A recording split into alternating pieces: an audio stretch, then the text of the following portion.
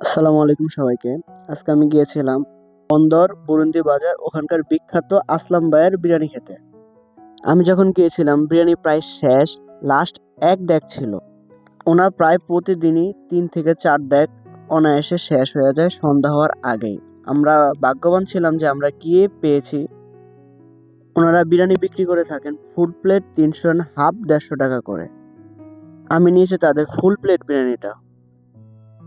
তিনি যখন সার্ভ করতেছিলেন বিরিয়ানির এত সুন্দর ঘ্রাণ, এখন খেয়ে দেখি কেমন লাগে। মাংসের কোয়ান্টিটি এত বেশি ছিল, রাইস আর মাংস প্রায় সমান সমান ছিল এবং মাংস খুবই সফট ছিল, চাপ দেওয়ার সাথে সাথে গলে যাচ্ছিল।